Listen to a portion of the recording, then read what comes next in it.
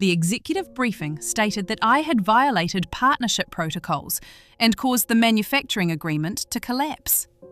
The partner company's legal counsel sent the CEO a complete email thread proving I had followed every contractual requirement exactly.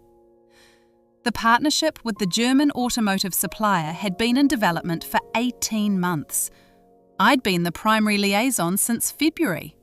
I'd coordinated technical specifications, quality standards, and delivery schedules. The agreement terminated on October 3rd. My department head's briefing to the executive team was dated October 7th. It attributed the failure to unauthorised communications with the partner that violated our escalation procedures.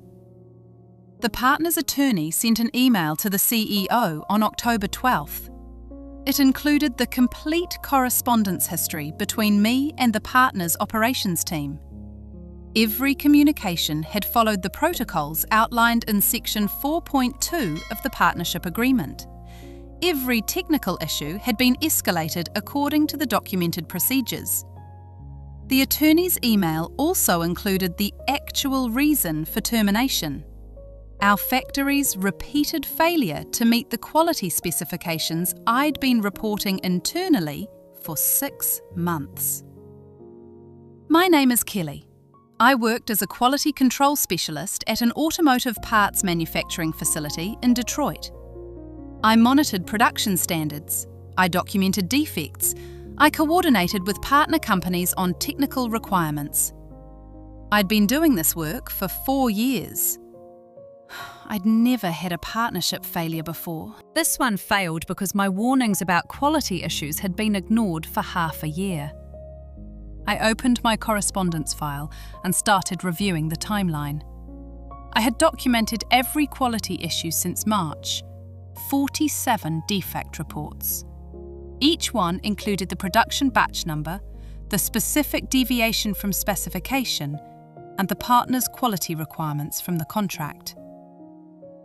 March 15th. Batch 2847 showed surface finish variations outside the 0.02 mm tolerance specified in Appendix C of the partnership agreement. I'd reported it to my department head. He'd told me to note it, but continue production.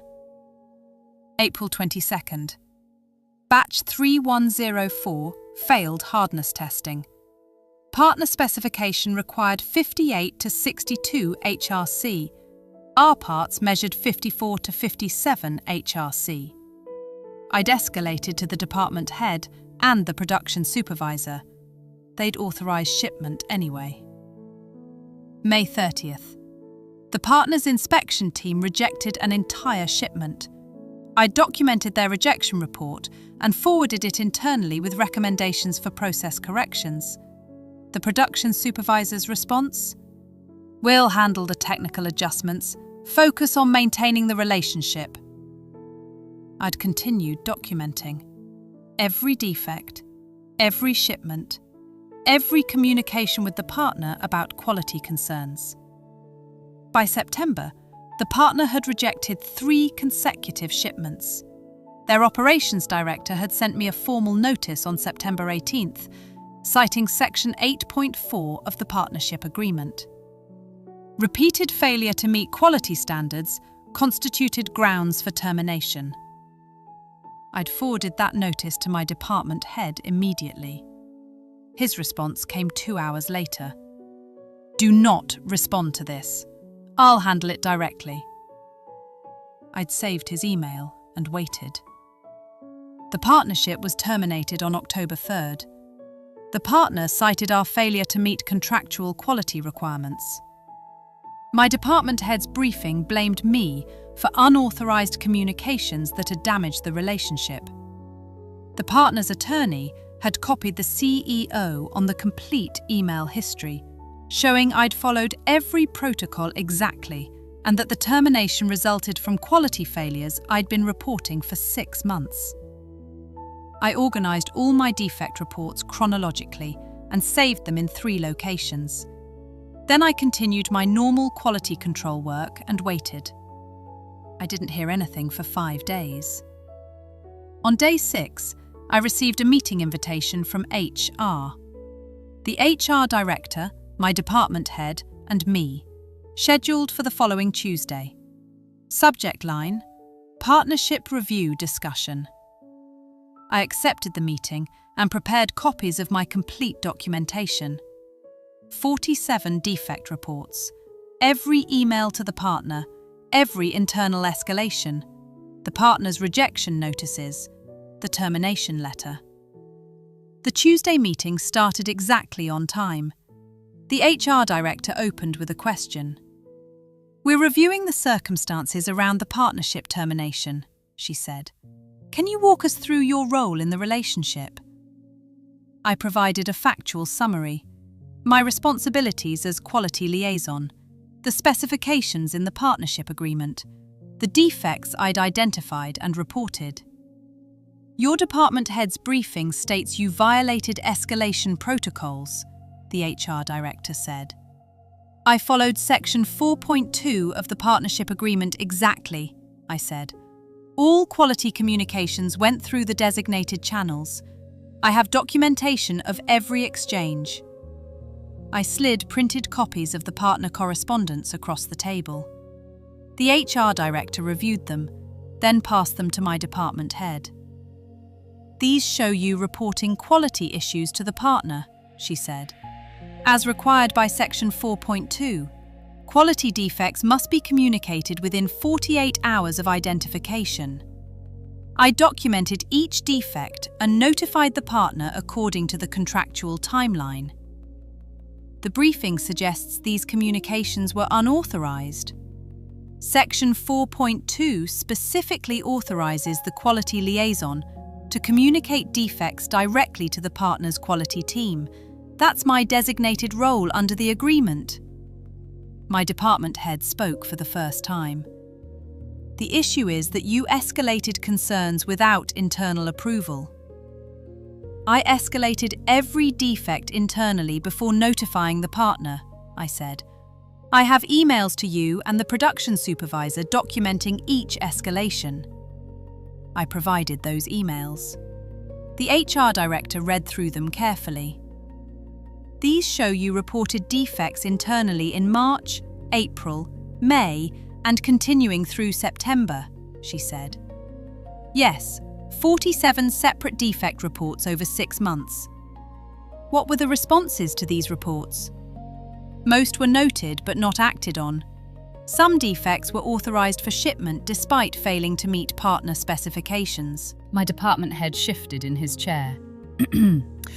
"We had to balance quality standards with production deadlines." "The partnership agreement doesn't include provisions for shipping out-of-spec parts," I said. "Section 6.1 requires all deliveries to meet the technical specifications in Appendix C." The HR director made notes. "I'm going to need to review this more thoroughly," she said. "I'll request the complete partnership file and the partner's documentation." The meeting ended 20 minutes later. I returned to my workstation and continued my quality inspections. 3 days later, the CEO's office sent an email requesting a copy of my complete correspondence with the partner. They wanted every email, every defect report, every quality notification. I compiled everything and sent it within 2 hours. 83 documents spanning 7 months. I didn't hear back for a week. On day 8, my department head was placed on administrative leave. The announcement came from the plant manager, no details provided, effective immediately. I was asked to report temporarily to the plant manager for quality oversight matters. I accepted the temporary reporting change without comment. 2 weeks after my HR meeting, the plant manager called me to his office. "The CEO's office completed their review of the partnership termination," he said. They found that you followed all protocols correctly and that the quality issues you reported were the actual cause of the termination. I nodded. Your department head's briefing mischaracterized your role in the situation. I have documentation of everything I reported and when. I've seen it. The CEO forwarded your complete file to me. He paused. We're restructuring the quality organization. I'd like you to take on a broader role as senior quality specialist. You'd oversee quality protocols for all partner relationships and report directly to me. What would that involve? Establishing standardized defect reporting procedures, ensuring all quality issues are documented and escalated properly, making sure production decisions don't override contractual quality requirements. When would this start? Next week. We need to rebuild credibility with our partners. The restructuring is part of that effort. I accepted the position. My department head did not return from administrative leave. His departure was announced 3 weeks later as a mutual decision. The promotion came with a salary increase and direct access to executive leadership on quality matters. My first project was implementing a quality management system that prevented production from overriding partner specifications. I built protocols requiring documented approval from executive leadership before any out-of-spec parts could be shipped. Every defect had to be logged in a central system visible to plant management. The plant manager approved the protocols within 2 weeks. 3 months after the partnership termination, we entered negotiations with a new German automotive supplier.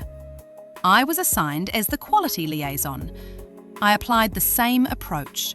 Document every specification, report every defect, follow every protocol exactly.